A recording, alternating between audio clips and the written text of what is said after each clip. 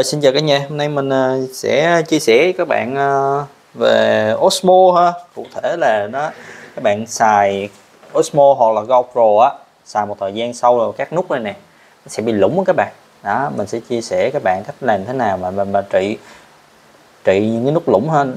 Phòng á thì mình được nghe thằng em mình nó kêu lấy cái loại băng keo mà keo dán cá nhân á, keo bằng keo mà dán vết thương các bạn, bọc lên ha, khi nhấn nó sẽ không có bị lúng ha.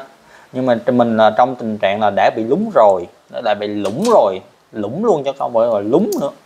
Tại cái cao su của nó rất là gọi là nó giòn, xài được một thời gian, con này xài chắc cũng gần 3 năm rồi, xài thời gian nó giòn, cao su kiểu như là nó vỡ vụn luôn các bạn, chỉ còn nhấn cái là nó bóc ra là nó vụn hết luôn, nó không có còn độ dính nữa.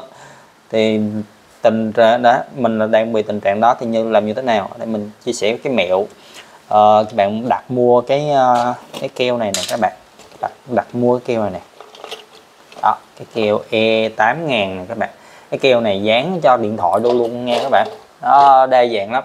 Các bạn đừng mua keo con voi nha, keo con voi là chết luôn á, mua về là vứt luôn cái con máy quay luôn á nha, đừng mua keo con voi. Rồi các bạn mua cho mình thêm một cái hộp điện.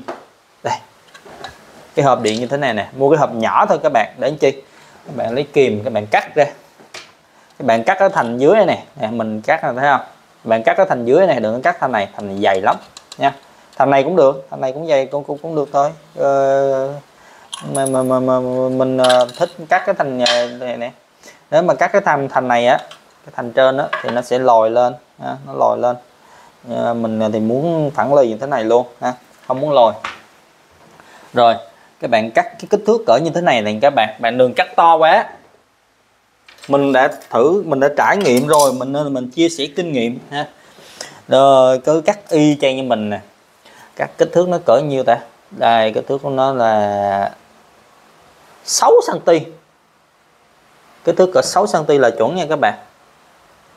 Vuông, bạn cắt một miếng vuông á, phải 6 cm không? Không, cái này 5 cm thôi các bạn. Nửa cm thôi, 0,5 cm thôi nha. Cái này cũng vậy nè, cái này cũng tương tự nè, chỉ còn 0,5 cm thôi, đừng cắt to. Các bạn biết vì sao không cắt to? Cắt to thì cái lực cản của nó nhiều, các bạn bấm nó sẽ rất là khó ha. Còn các bạn cắt đúng, mình canh hết rồi, mình canh cỡ 0,5 cm là cái bạn là cái bấm là nó vừa êm luôn các bạn nè. Như mình bấm này, bấm nhẹ nhàng, nó lên giống như bình thường vậy đó các bạn. Đó, rồi bấm nhẹ nhàng, rồi các bạn đặt ở giữa nha, đặt ở giữa. Đầu tiên các bạn test keo ha. Đầu tiên á, là các bạn test, bạn chưa có đặt cái miếng nút độ này vội nha. Các bạn test, bạn tách ra hết đi, bạn gỡ hết những cái mảnh vụn nhỏ ra luôn nha bạn. Các bạn phải đừng có tiếc nuối gì mà để lại nha. Các bạn dọn sạch đi, dọn sạch những cái mảnh vụn đi. Rồi sau đó đầu tiên các bạn test keo xung quanh viền nó này các bạn, nhớ nha, test keo xung quanh viền của nó.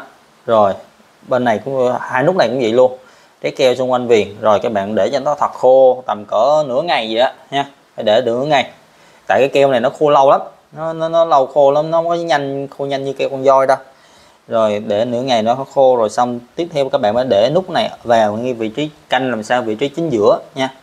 Rồi xong rồi mới test keo lần 2 nữa, test keo lần 2 viền xung quanh này là rồi các bạn để cho nó khô tiếp là các bạn có thể sử dụng được rồi nha. Đó là cái kinh nghiệm của mình ha. Kinh nghiệm đây, bấm vẫn bình thường nè. Đó, vẫn nhạy thôi các bạn, chứ không phải gọi là không nhạy đâu, bấm vẫn nhạy nè, thấy không? Mình bấm lực nhẹ thôi.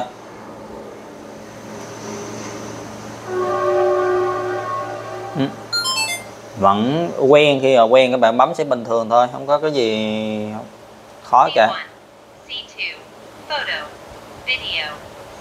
Đó, quen, khi quen bấm bình thường các bạn. Đó, làm như thế là sao cái vừa chống nước được nha các bạn, mà vừa bấm được êm lành luôn ha. Rồi cảm ơn cả nhà đã chia sẻ, để nghe cái bài chia sẻ của mình nha.